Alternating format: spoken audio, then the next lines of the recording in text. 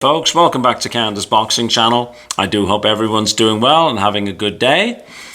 Tomorrow, well, actually, I guess I should say later today, depends on where you live. It's already tomorrow in New Zealand, Australia, Hong Kong, for example. So whether it's tomorrow or later today, there is in Madison Square Garden coming up an all-female boxing card headlined by Katie Taylor and Amanda Serrano 3.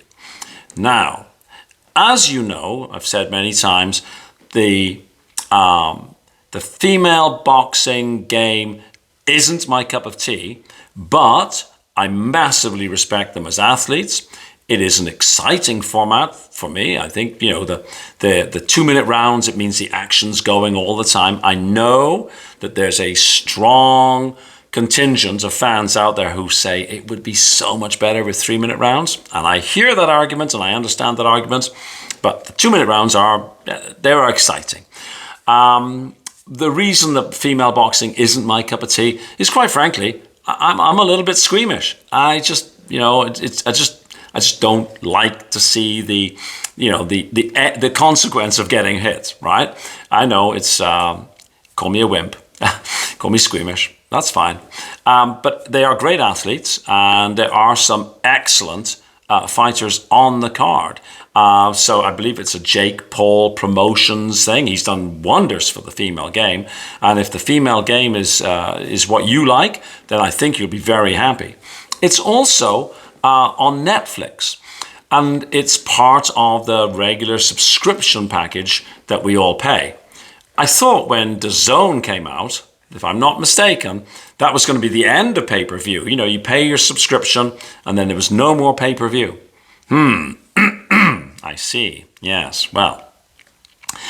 Anyways, let's just have a chat briefly about the main event. Katie Taylor, who is the IBF, IBO, WBC, WBO super lightweight champion. She's got 24 wins, 1 loss, and that was to Chantel Cameron, which she avenged.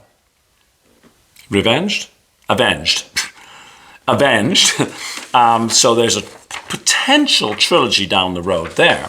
But for the moment, she's, let's see, like I say, 24-1, 6 KOs. You don't get that many KOs, really, and that's one of the downsides, maybe, of the 2-minute rounds. She lives in Connecticut, from Bray, of course, in Ireland. She's Ireland's darling. Orthodox fighter. And Amanda Serrano, who is from Puerto Rico. She is, let me see, 47 wins. And interestingly, she actually has a wicked KO ratio, possibly one of the best in women's boxing, 65.96%. 47 wins, 31 by way off. Like, that would be a very reasonable male ratio. So she can definitely hit. She's had 3 losses. 2 of those losses have been to Katie Taylor. She lost to Katie Taylor on a split decision loss April the 30th, 2022. And then she had the unanimous decision loss back in November of last year, when she and Katie were the chief support for that boxing match between Jake Paul and Mike Tyson. Yes, the Mike Tyson, 58-year-old Mike Tyson. So, who is going to win? Well, I'm not doing a prediction because I simply don't follow the female game enough. But I will say that they've had 2 absolute great fights. Like, I saw the first fight was wicked. The second fight, I mean, it was a terrible cut I think Serrano had. But again, a very entertaining, like by far better than the headline event on that day, which was, of course, the Jake Paul and Mike Tyson thing. She's a southpaw. She's 36 years old. Katie Taylor, I think, is 39.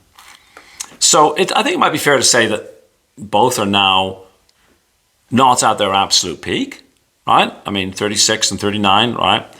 Can Amanda Serrano pull it off? Third time lucky? I think everything depends upon how much Katie Taylor has got left in the tank.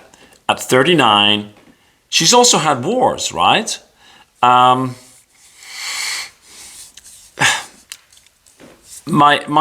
feeling, so this is not something to hang your hat on. My feeling is that in Madison Square Garden, Amanda Serrano is going to prevail and win this trilogy fight between her and Katie Taylor.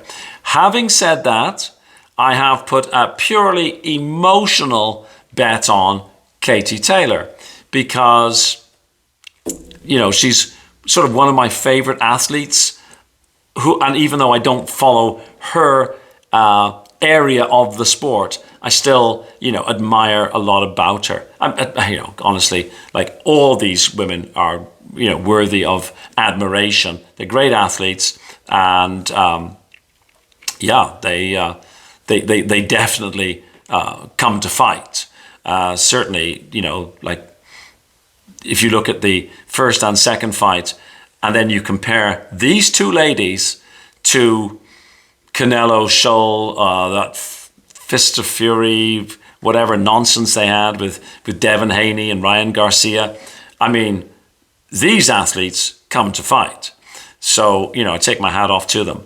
But my tummy tells me this might be Amanda Serrano's turn.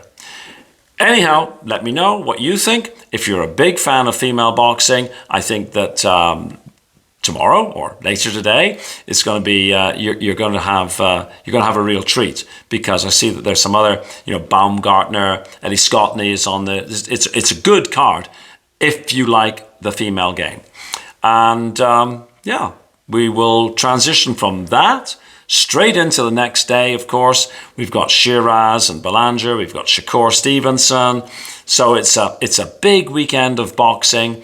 And then we're straight into fight week for undisputed heavyweight championship of the world, Alexander Usyk and Daniel Dubois, which I'm going to be talking about. I'll do a video on it sometime this week. I've done a video on the keys, or how Dubois can win. I've done the same for Usyk, how Usyk can win. I'm going to wrap it up in the next few days and make my final prediction for that, which will be a very, very exciting night, July the 19th, in front of 90-something thousand at Wembley Stadium in the UK. It's going to be, will it be rinse and repeat for Usyk, or is this going to be Daniel's night where he's going to do to Usyk what he did to AJ in that very same location? We're going to find out. Anyhow, thanks very much for watching. I'll see you on the next video. Wherever you are in the world, have a fabulous day. Bye-bye.